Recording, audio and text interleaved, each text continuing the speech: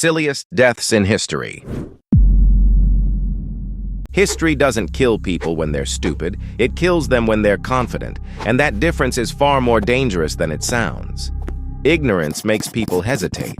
Confidence makes them step forward. It makes them stop double-checking, stop imagining consequences, stop asking the one question that actually keeps humans alive. What if I'm wrong? When you dig into the most unsettling deaths scattered across history, you don't find reckless idiots chasing danger for fun. You find doctors, captains, founders, professionals, people who knew what they were doing, people who had survived far worse than the moment that killed them. And that's what makes these stories disturbing. They didn't die in chaos. They died in control. They trusted systems that had worked every time before. They trusted traditions that felt safe because they were familiar. They trusted their bodies, their tools, their environment, and their own judgment right up until history proved that trust fatal. This isn't a compilation of stupid mistakes. It's a record of how progress creates blind spots, how experience dulls caution, and how intelligence can quietly become a liability. Because the most dangerous sentence in human history isn't panic or fear or confusion. It's 4 calm words spoken without hesitation. It'll be fine. Every generation believes it lives in the safest moment in human history. That belief is especially strong in the United States, where progress isn't just a reality, it's an identity. We're raised to believe that smarter systems replace risk, that better technology reduces danger, that innovation naturally protects us. And on paper, that logic works. Cars are safer than horses. Antibiotics outperform superstition. Buildings are stronger than tents. But history doesn't move forward evenly. It stumbles. Innovation sprints ahead while understanding struggles to keep up. Tools are invented before their consequences are mapped. Ideas spread before safeguards exist to catch their failures. For most of history, progress arrived without instructions. Early medicine cured symptoms without understanding infection. Exploration crossed oceans without fully respecting physics. Industrialization built machines faster than it learned how they could fail.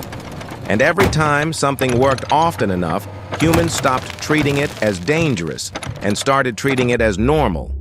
That's how the illusion forms. The illusion that danger has been solved instead of merely relocated. Progress doesn't eliminate risk, it compresses it. Instead of frequent small failures, you get rare catastrophic ones. And when those failures happen, they don't announce themselves.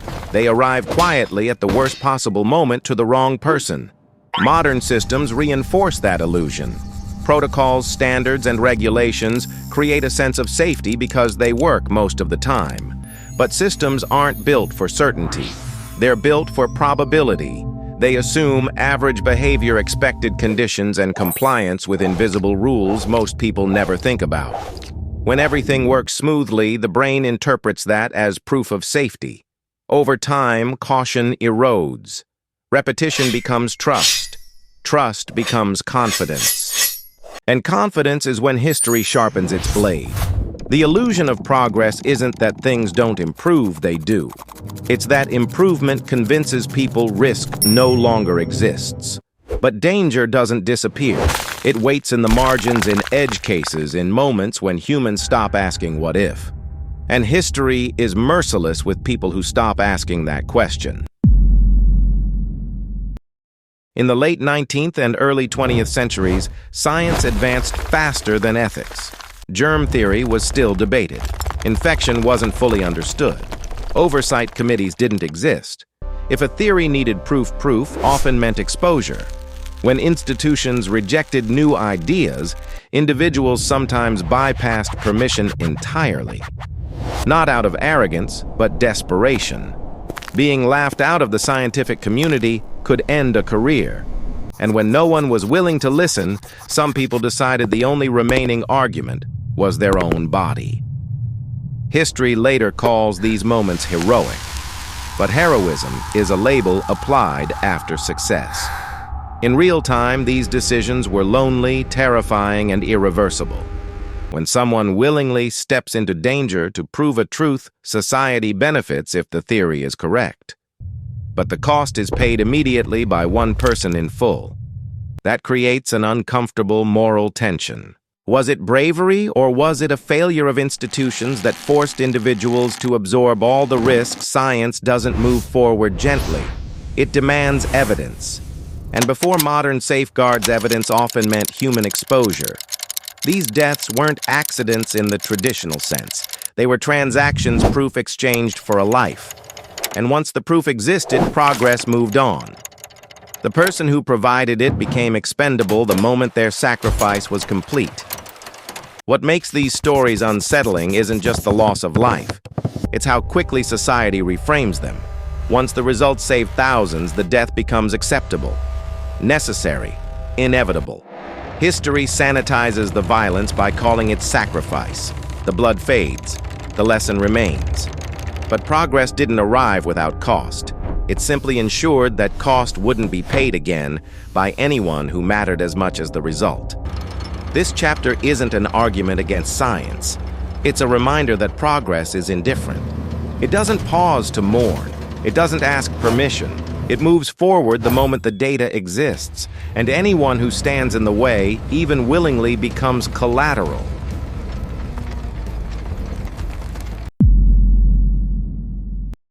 Humans relax when danger is labeled ceremonial. Parades feel safer than battlefields. Salutes feel harmless compared to gunfire. Tradition signals that the rules have changed, that the threat is gone. But physics doesn't recognize ceremony.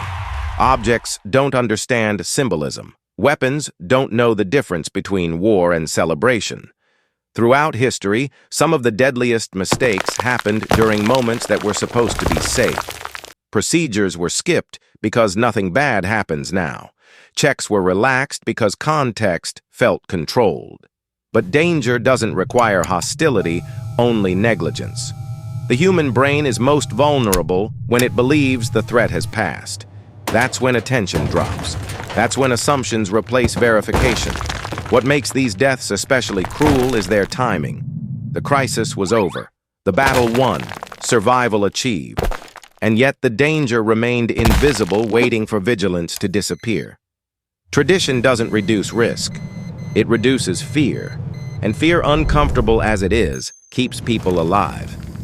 Safety theater creates the illusion of control without providing actual protection. It teaches people to perform caution instead of practicing it. And history is filled with moments where performance replaced procedure with fatal consequences. The lesson is simple, and brutal context does not neutralize danger. Only awareness does. Not every fatal decision feels dangerous. Some feel petty, a locked object, a stubborn mechanism, a moment of frustration that sparks impulsive action. Humans like to believe anger becomes dangerous only when it's explosive. In reality, the most lethal anger is quiet. It compresses time. It replaces thought with motion. A single impulsive act can trigger a biological chain reaction that unfolds slowly and invisibly. Injuries don't always kill immediately. Infections don't announce themselves. Complications don't feel urgent until they suddenly are. Many historical deaths didn't begin with violence. They began with irritation, a belief that force would solve a small problem faster than patience. What makes these moments uncomfortable is how relatable they are. Everyone has felt that flash of frustration. Everyone has underestimated how fragile the human body actually is. History doesn't judge the emotion. It records the outcome. And the outcome doesn't care why the action happened, only that it did. Anger narrows focus. It convinces people that speed is better than caution, that action is better than restraint. And when that belief collides with biology, biology always wins. The damage doesn't need to be dramatic. It just needs time.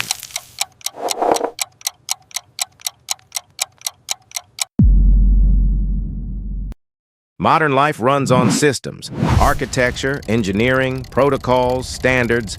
We trust them because they work most of the time. And that's exactly what makes them dangerous.